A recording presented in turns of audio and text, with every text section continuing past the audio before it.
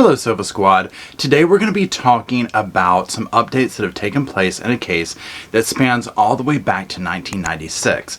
Now I'm talking about Kristin Smart. She was the student who went missing, and just recently, like last few weeks here, there have been arrests made.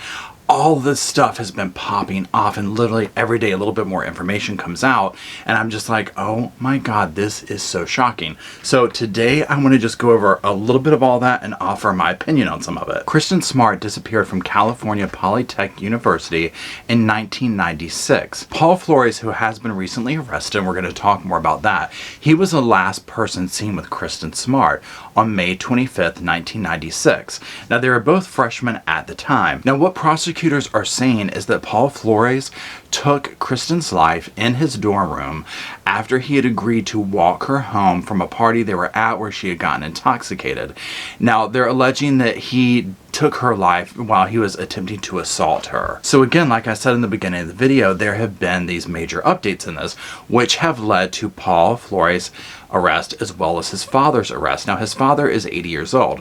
Now Paul has been charged with what happened to Kristin, like directly. His father's been charged with helping to hide this and shielding his son from justice and hiding Kristin's remains and accessory after the fact. Now after they conducted all these different searches, talked to witnesses again, people coming back out, an investigator said in a report that they have biological evidence that is showing them that Kristin's remains were underneath the father's porch and were recently moved. Now we'll talk about some of that in a little bit with what the defense is saying and whatnot. Now what's also gut-wrenching about this is that prosecutors are saying that dozens of women are coming out with allegations against Paul over the last 25 years while he's been walking free. Now remember, he's 44 years old at this point. So he's been going about his life. He's been continuing allegedly to assault women in very, bad ways that men sometimes assault women in. And all this time, he's known exactly what's happened. He has been okay with, as well as his father, okay with knowing Kristin has been under the porch, allegedly, and seeing her poor family grieving publicly over this very publicized case. And it was a cold case. It was like, what happened to this poor young lady? And they've been okay with that. They've been able to put their heads down on a pillow and sleep with themselves at nighttime. That to me is astounding. So let's go back to some of these accusations that have been coming out, because one thing that really upsets me with stuff like this is the fact that when people get away with a scenario like this, so Paul did this to Kristin allegedly. The father has helped cover it up. Well, he's been out continuing to do this. And I'm just like, well, how many more victims? And God forbid we find out that more women have lost their life to this man. So back in 2012, Paul's DNA matched up with an assault that had occurred in 2007. Now, this woman had a forensic examination done at a hospital after the fact, and so this matched up. Now, that case was never prosecuted, though. Now, what the woman said is that she had passed out at this bar, and she woke up naked, confused, obviously, in a stranger's bed. So when this whole match took place or whatever, they started, investigating this and, looking into it.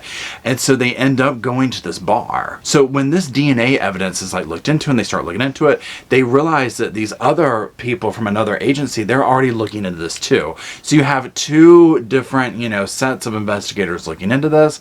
Well, one of the sets had already gone to this bar where this alleged attack had taken place, and they talked to a bartender there. Now, this bartender had been working the night of that alleged attack, and the bartender told the investigators, they were like, look, you know what? I've heard from another woman with this same type story involving Paul Flores. Now, they could never find this other alleged victim that this had happened to, and when police questioned Paul about the scenario, he was basically like, obviously he's going to deny that he did an assault, but he was like, yeah, I probably did have sex with her. I have sex with a lot of women. And I'm just like, really? Okay, this is just no. But of course he said he didn't remember specifically this woman or that incident. Now, of course he's not. Why would you even say that? We already knew he was going to say that. So he weaseled his way out of this. And like I said earlier, I completely fear that we're going to start seeing more and more victims coming out with even more outlandish stories, and possibly even other lives lost. Now, that's just me saying that. I have not read that part somewhere. I don't know. That is alleged, so don't take that as fact. We'll just see what unfolds.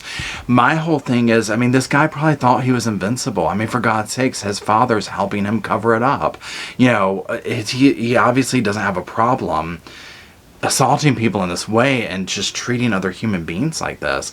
So God only knows what else he's done. Now, Kristin Smart's parents recently sued Paul Flores' father in relation to obviously covering this situation up. Now, from that lawsuit, we learned a little bit more information that I'm like, So in the lawsuit, it basically talks about how, he moved the remains of their daughter in the cover of darkness back in February 2020 after some investigations took place and some new searches were taking place. Now, the lawsuit also says that Paul Flores got help by two unnamed people to help move the body, and they are going to become defendants in the case.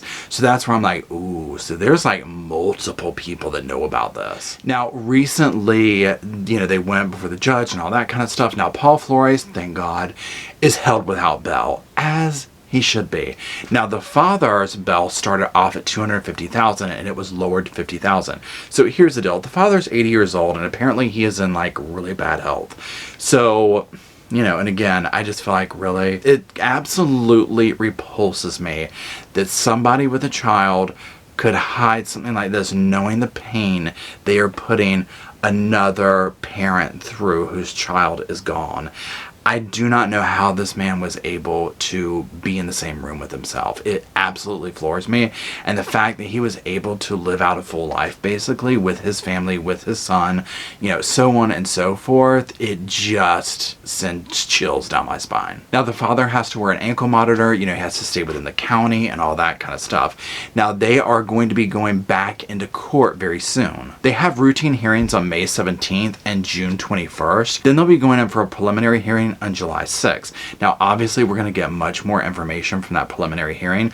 God only knows what else they're going to find in the meantime. Here's my other thing, too. Hands down, we know this, that they know where those remains are. Now, Paul's defense is saying, no, we have an excuse as to why this ground was unearthed.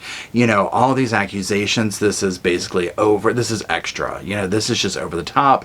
This is not shocking. This is why there was unearthed, dirt under the porch, and we can explain this away. And hey, everyone gets their day in court, and so I'm very eager to see exactly, let me see the science, let me see the evidence, and let, the courts make their opinions known on this. So y'all, we're gonna stay tuned. Here's one thing about it. So many cases go unsolved, no justice, or even people just don't know what happened to their loved one. So cases like this were 25 years later, even with people trying to hide it every step of the way, because Paul Flores was on the map from the beginning, okay? He was already on the map. It just was one of those crimes that worked out to where he was able to kind of finagle his way through and to continue victimizing other people. But this one is like one of the reasons why it's like never give up hope, never stop looking, never put that out there, because this can happen. They can not come home in this case, but maybe her remains could be found to put her at rest properly. Or the families can say, okay, we know now, at least we know, that type thing. So my heart goes out to them. It gives me goosebumps right now. I'm so glad that justice is on the way for Kristin and her family. I appreciate you watching. If you want more updates from me, don't forget to subscribe and check out my other videos. If you like movie reviews and that kind of a thing, don't forget to check out my other channel, Spice, Slice, and a Dice movie reviews. The link's in the description. Thank you to all the viewers, subscribers, watchers, sharers, commenters, Patreons, members. I could not be here without you, and the cell phone wouldn't be the place it is without you. So until next time, I'll see you then.